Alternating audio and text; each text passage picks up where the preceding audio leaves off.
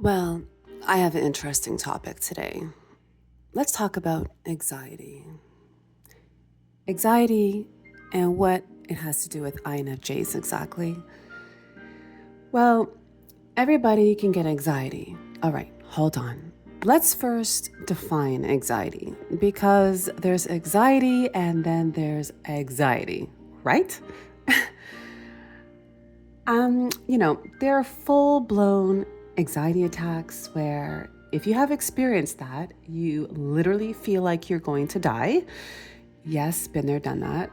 And then there are moments of feeling anxious, like a panic attack, unable to predict the outcome or just letting your mind overwhelm you.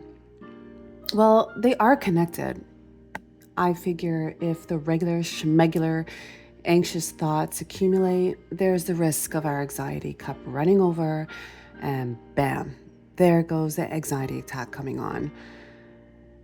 So, what does all this have to do with INFJs? I'll tell you what, they absorb everything. It is a blessing and a curse to know what people are feeling, to be able to predict the future outcomes, to see people for who they really are. The INFJ is a perfect candidate for anxiety. They have all of that information constantly coming in. And even worse, it gets processed beyond belief. INFJs do not stay on the surface of emotions. But if they want to avoid the anxiety overflow, they really need to learn how to do this. And they have to build the skills of detachment, the filtering skills, and the purging skills. There is more to this, though. Yes, the INFJ is an easy victim for the anxiety monster because of all the thoughts constantly swirling around their heads and the constant energy that they absorb from others around them. But there is a deeper level to this. INFJs know that they are the ones holding down the fort, the societal fort, the moral fort. They are the ones imparting wisdom, encouraging love, peace, sound judgment, perspective, all the things that, frankly, without these, the world as we know it is completely effed. All right. Okay. Yes, this is not all on just the INFJ's shoulders, but the INFJ thinks it is. They look around and guess what they see? Nobody else gives a crap. Nobody else is thinking about these things. So if the INFJ doesn't man the post, so to speak, nobody else will. And this brings about a deep burden for the INFJ. How can they just relax like the rest of them? See the trap here? It really does become a maze riddled with anxiety that can't be escaped. But I'm here to say, walk away from the post, INFJ. You are not responsible for the future of the human race. This isn't the only reason we were created. All we need to do is live right. Let people observe how we live, and they can do whatever the hell they want with that. If they don't change or act right, oh well. The world wasn't made just for us, and it won't perish just because of us either. So, going back to what I was saying before, empty your anxiety cups. Things like meditation, hobbies, being in nature, spending time with positive people. All of this actually really helps. Mainly, just be aware of what you are absorbing and put a filter in place to prevent unnecessary absorption. Let your good habits be the filter. Your self-love helps filter. The world isn't on your shoulders, INFJ. Go ahead and take a break. Walk away from the post. Listen, I know it's so much easier to say than to do sometimes. As I said before, I have experienced the full blown anxiety attack, going to the emergency room thinking you're dying kind of attack. And it took a hot minute for me to even realize what was the buildup for that.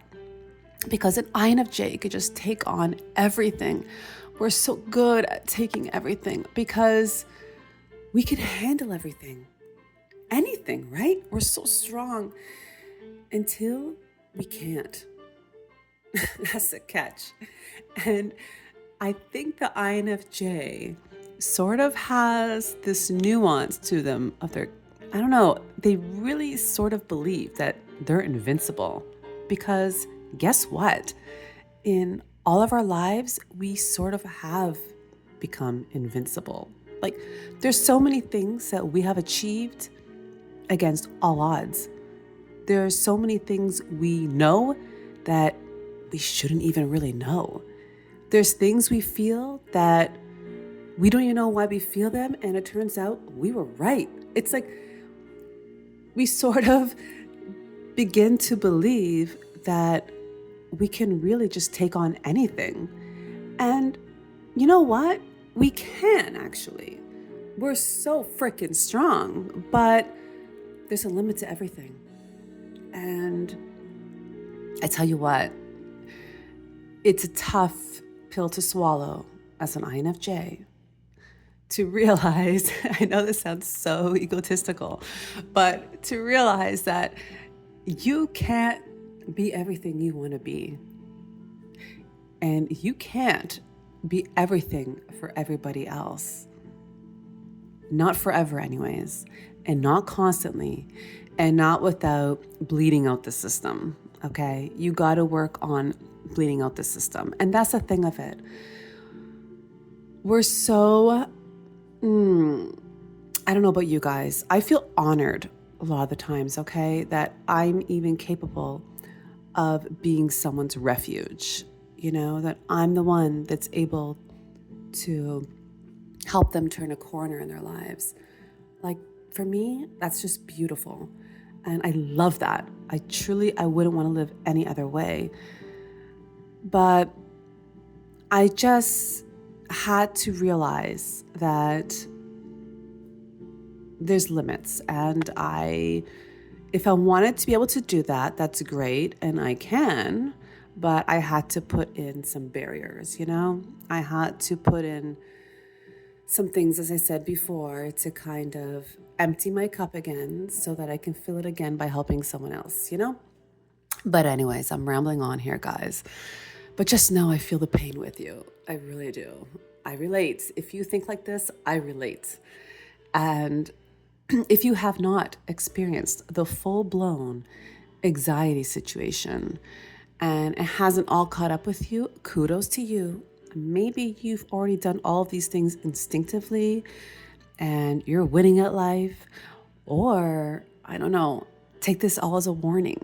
Just know it's possible. I didn't think it was possible for me to actually feel those things, to get that deep in where I couldn't get out. You know, I suffered because I want to take away other people's suffering. And I didn't believe that could happen to me. And I learned the hard way that it can. So just trust me, if you haven't experienced that yet, this is a warning. It is possible and it can happen. So you might as well avoid all that crap right now and just take my advice and put the filters in place. You know, don't change who you are. Don't change your beautiful hearts. Just have limitations on yourself, you know? Find your own safe space. Find your own serene moments and fill up your own cup with the good stuff. And that way it's easier to take on other people's bad stuff and help them and help yourself. All right. This, I said so many things here I was not planning on saying. I think I'm getting cozier and cozier talking to you guys. I'm really feeling a shift in myself. It's kind of freaking me out because, yeah, I don't get cozy like that usually. but I can kind of feel myself like, I don't know, the layers of onion are coming off. It's creepy for me. I'm starting to say things that I don't really plan on saying. And yeah, showing more of myself. So I gotta put back up the fences. All right. I'll talk to you guys later in the next video. Take it easy.